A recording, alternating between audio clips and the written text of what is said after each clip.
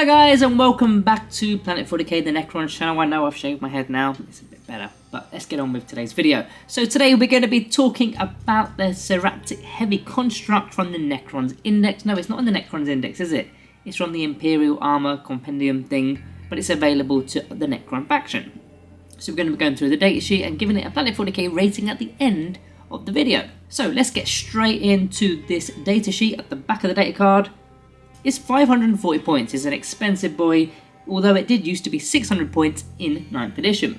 So what are we getting for our points? Let's break into it. So the model is equipped with 2 singularity generators and the Titanic forelimbs, and you can actually exchange the 2 singularity generators for 2 synaptic obliterators and 2 transdimensional projectors. A lot of people get that wrong. It is an and. You get 2 obliterators and 2 projectors for the 2 generators, so 4 for the price of 2 if you like, but we'll get onto those weapons in a moment. Now there's a few things I want to mention here while we're on the back of the data card, and they are to do with the keywords.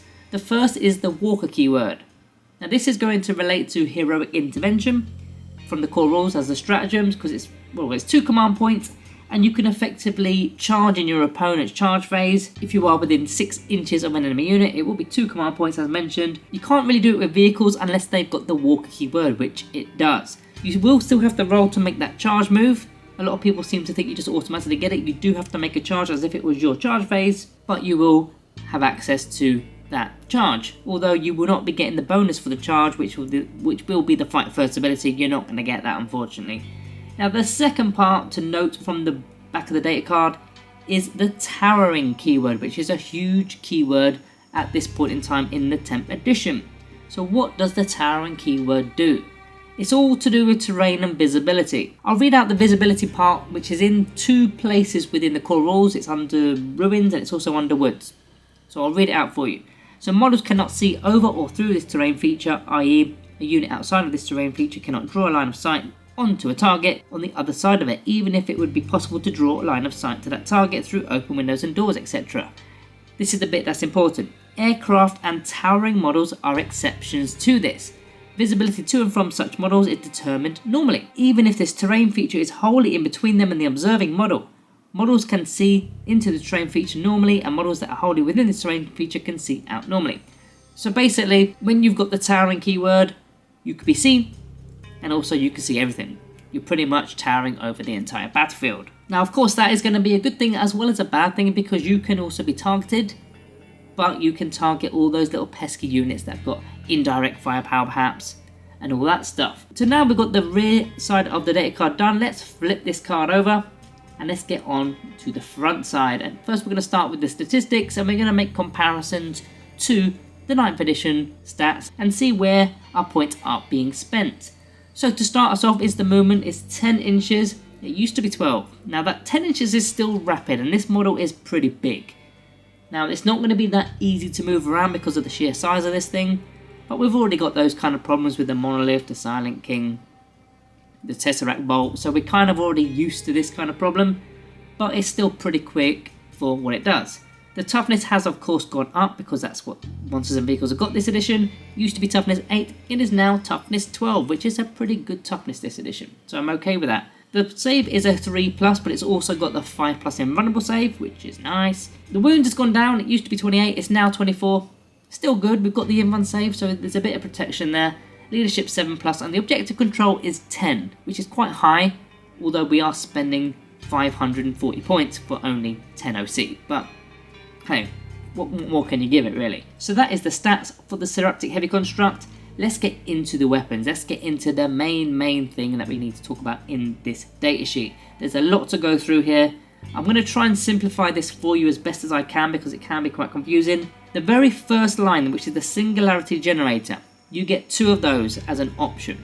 Just 2 of those and that is it. Of course you get the melee weapons as well, but in terms of ranged weapons you just get the 2 at the very top line. If you were to exchange the top line, you'll get the second line and the third line times 2. So 2 of the second line, 2 of the third line in exchange for 2 of the first line. I hope that makes sense. I know that might sound confusing, but once you start reading the actual datasheet you'll kind of work it out. Let's get into the first one, the singularity generator, which you get 2 of. This is the stock weaponry. It's got the blast keyword as well as devastating wounds. Now it's not heavy, it used to be heavy, We've not got the +1 to hit if we remain stationary anymore, but it has got blast and devastating wounds. We'll get onto that in a moment. 36-inch range as it was. The attacks is 2d6. It used to be 3d3. So previously it was an average of 6. Now it's an average of 7, but it's janky. You could get a 2, you can get a really high number, you can get a 12. So it's very up and down. But hey, 2d6 is 2d6. Hitting on a 3+, the strength has gone up from 8 to 10. So we're now strength 10, which is nice. -3 AP and the damage is 4. Used to be d6, it's now a flat 4, which is brilliant. Very similar to the Doomsday Arc that used to be d6, it's now 4. We like it. So you remember, you're getting 2 of these, right? Now each one of these has the blast keyword attached to it, so you're doing that ×2 effectively. If you're going up against a 10-man unit, that's going to be 2d6 plus 2, because for every 5 you're going to get an extra shot there. And then you've got 2 of these, don't forget, you've got 2 of these, so you're going to get another 2d6 plus 2, which is kind of crazy when you think about it. So all in all, that is 4d6 plus 4, which is an average of 18 shots there. That's if you play by averages, of course, because the average of 2d6 is 7, so times that, so double that, that's about 14, and then you're going to get, with the blast keyword, you're going to get an extra 4, because there's 2 of them. Now don't forget also, this has got the devastating wounds ability, so every unmodified wound roll of a 6, you're going to do a flat 4 mortal wounds every single time, which is really good. So when you're hitting on 3s with an average of 18 shots, should we say, you're going to score around 12 hits, and from those 12 hits, on average, you're going to be getting 2 6s in terms of the wound roll. It all obviously depends on what you need to roll to wound when you're actually targeting the enemy unit, but you will on average get 2 6s in there, which will be devastating wounds anyway, so that's going to be 8 mortal wounds just from that. And then of course any further damage that you actually roll to wound for.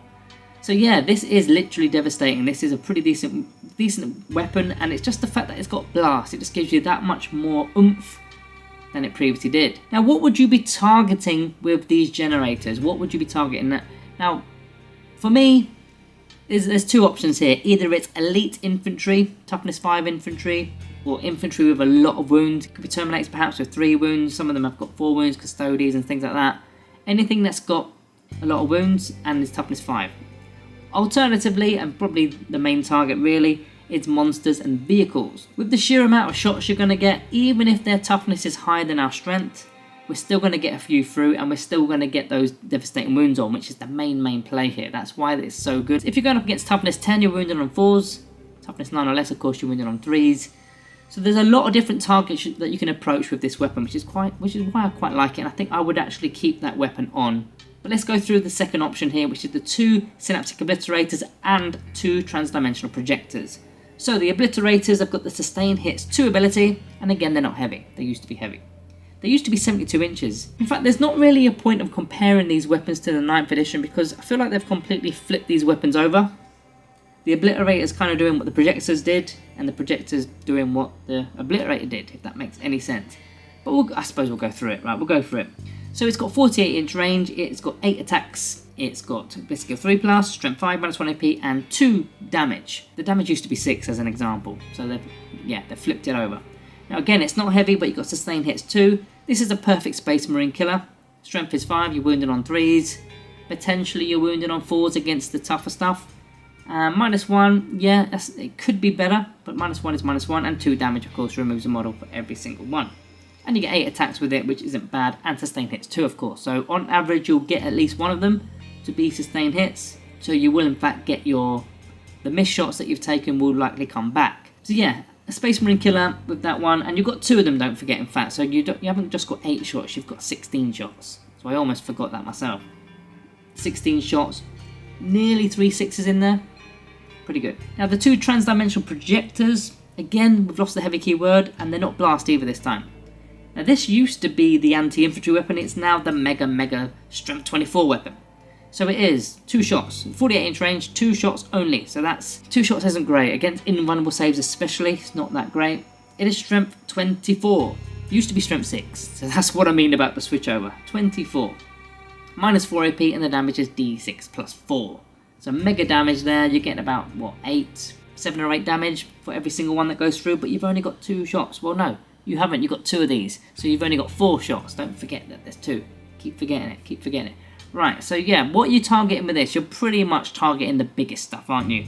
Even the toughness 12 stuff, like the Seraptek Heavy Construct in fact, you'll be wounding this on a 2+. So with your 4 shots, you're hitting on 3s, you might get 3. You're wounding on 2s, you might get all of them. -4 AP, it puts on an in-1 save, and then the D6 +4. So yeah, you can see the work it's doing, and that is on top of the Obliterator, which is the anti-infantry weapon. Now I personally prefer the Singularity Generators this edition. Again, the blast ability and the devastating wounds I think is just huge, it's huge. So for me, I would stick to the generators. Let's move into the melee weapons. Titanic Forelimbs has got 2 profiles, strike and sweep. The strike profile is only 6 attacks, hitting on 3s. The strength went down to 14, it used to be 16, it went down. -3 AP but a flat 5 damage, which is pretty nice. It can fight in engagement range. If you want to use the sweep profile, which is the anti-infantry weapon, you now get 12 attacks. So you're doubling your attacks. Strength 8, -1 AP, and 2 damage. So going up against, again, Space Marines are an easy example. You're wounded on 2s, you're putting them on a 4+ armor save, and each one that goes through is, yeah, history. So yeah, it can pretty much shoot, it can fight, it can do everything, it can defend itself, it's resilient. So far, so good. There are some abilities that are also on this data card. We've got the Deadly Demise ability. Deadly Demise, D6 +2, so if it goes bang on a 6, D6 +2, quite a hefty explosion, but I think that's a good thing because the likelihood is you're going to be charging this thing up to make, to fight in melee. The only thing that may be close by to this thing is a Technomancer, but we'll talk about the synergy in a moment.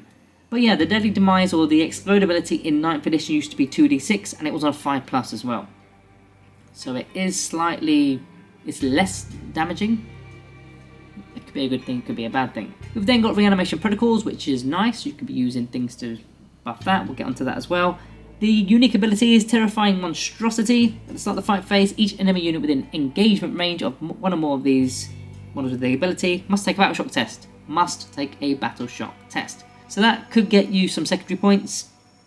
Maybe your opponent wanted to use some stratagems, which they now cannot if they fail that battle shock test. So yeah, that can be quite helpful. And the Titanic Walker ability, each time this model makes a normal, advance or fallback move, it can move over models, excluding Titanic models, and terrain features that are 4 inches or less in height as if they were not there. Now we're going to need to start paying a bit of attention to our terrain now, especially when we're purchasing terrain, because these kind of rules and abilities will interact with that. Anything 4 inches or less is all good to walk over. Anything more, then yeah, you're still stuck. But we can still move over models, which is quite cool. It's quite cool. Now, in fact, we have a damage table, which we didn't mention in the statistics. We should have probably mentioned that earlier, but we'll mention it now. If you get below 9 wounds, then you are going to be subtracting 5 from your object control and a -1 to the hit roll, which is nice. I mean, previously it was when you got to 14 or less wounds. That's when we started taking damage to our, we used to get bracketed. It's now 9, which is nice for us. That's nice for us. So let's get on to some synergy. I'm going to start with that Technomancer that I mentioned earlier. The Sovereign Coronal is the one you want to go for. Any unit that is within 6 inches will act as if they are being led. And if you remember what Command Protocols is, anything that is being led gets a +1 to the hit roll. So all those weapons that we spoke about, the Singularity Generators, they're now hitting on 2s. The Obliterators, the Projectors, and the Titanic Forelimbs all hitting on 2s, which is pretty nice. Also, the Technomancer is going to be healing D3 lost wounds in the movement phase, also very nice. And the Canoptic Cloak to make him a lone operative, which is also handy so that he can't get targeted unless the units are close by. The second bit of synergy is taking a Canoptic Spider. I'm personally not taking many of these at the moment, but this is when you would take it for the Fabricator Claw Array. So units within 6 inches get a 6+ for no pain save, as well as the Gloom Prism's ability for a 4+ for no pain save against psychic attacks. Nice, we like that. The Canoptic Reanimator, of course, especially combined with the Technomancer, you're going to be getting Reanimation Protocols D3 additional ones. So you're going to get D3 for this, D3 for Reanimation Protocols, D3 from the Technomancer as well, from the healing ability.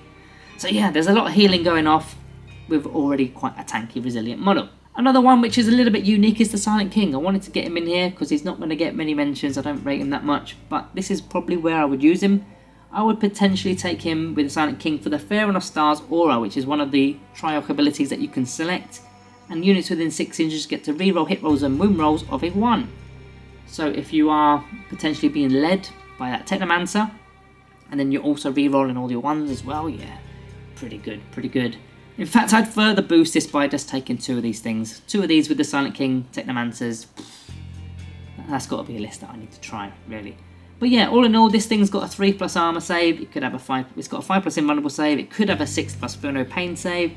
Toughness 12, 24 wounds, 2 lots of RP due to the reanimator potentially, and D3 healed with that Technomancer. All of that synergy. And then if you're re-rolling ones with the Silent King, nice. Let's talk about some stratagems that are available. Some of them are from the core rulebook. Some of them are from the Necrons Index. We've got Protocol of Conquering Tyrant to begin. In your shooting phase, you can select your Seraptek Heavy Construct, and you effectively get to re-roll your wound rolls at half range. And if you've got a character that is leading, like the Technomancer could potentially be leading, then it'll be at full range. So you're going to get to re-roll all your wound rolls at range in the shooting phase. Pretty nice, 1 command point. You can also use the Protocol of Sunstorm to effectively give all your weapons the assault keyword so that you could advance. And if that Technomancer is leading again, you can re-roll the advance roll. But you can still fire after actually doing that advanced move because of the assault keyword that you're going to add. The next one is really fun. This one's, I've been waiting for this one, Tank Shock. Now this one we were thinking about using on all the Ghost Arcs and the Command Barges, but this is the one, this is the time to use this. So what do you do with it? How do you use it? It's in our charge phase, and you select one vehicle. It's a vehicle, nice. Until the end of the phase, after your unit enter charge move, select one enemy unit within engagement range of it, and select one melee weapon that your unit is equipped with. You roll a number of d6 equal to the weapon's strength characteristic. Ours is 14. And then you also add 2 if you're beating the opponent's toughness, which you probably will be with strength 14. So that will put it to 16 now. So you get 16 dice, and for every 5+, the enemy unit suffers a mortal wound to a max of 6. So if you're strength 14 and you're getting 2 extra dice for being stronger than their toughness, that's going to be 16, and a third of those are mortal wounds. That's approximately 5 mortal wounds, just like that. 1 command point, that's when you use it. Really nice. Another one is Heroic Intervention. We kind of mentioned it close to the intro. 2 command points, and you can, because it's got the walker keyword, you can effectively heroically intervene in your opponent's charge phase. You won't be fighting first, but hey, you get this thing in, could be tearing it up.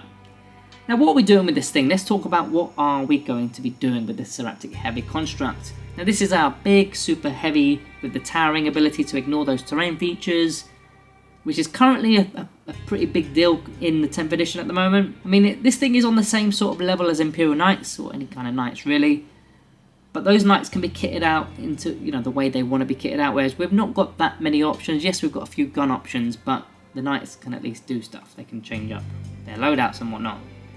But these things are pretty tough to remove, and they're dealing a ton of damage. Now consider this, in fact, I've got a couple of considerations for you.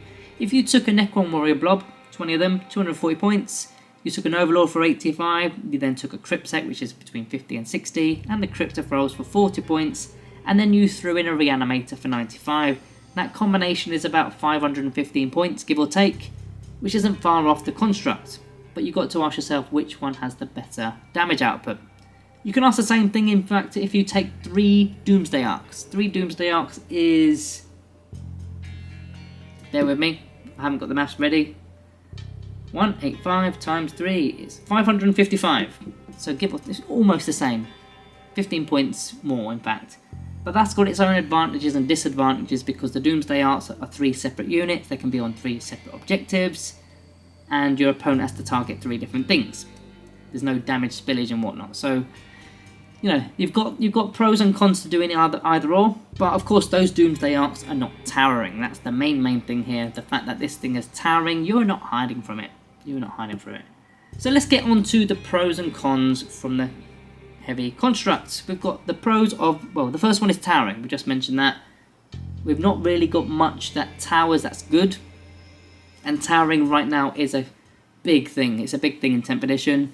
It's resilient. It's got toughness 12, 24 wounds, a 5+ invulnerable save, and plenty of ways to buff it even further. It's got great range and melee capabilities. If you missed the weapons area in this video, go back and check it out. It's quite a beefy bit of the video. It's got a high damage output. It's kind of relating to the same thing. You've got the weapon options, which is quite nice if you want to change a loadout. I personally prefer the generators. Maybe you don't. Maybe you prefer the other weapons because you get more of them, technically. Melee's got 2 profiles, the sweep and the strike. So you've got 2 different potential targets with those. You're forcing Battle Shock, and you can move other models too, which is nice. It's a walker for the Heroic Intervention stratagem, and finally Tank Shock, which is a really cool stratagem for this model. As for the cons, I've only got a few. 540 points is a whopping large amount of your actual army.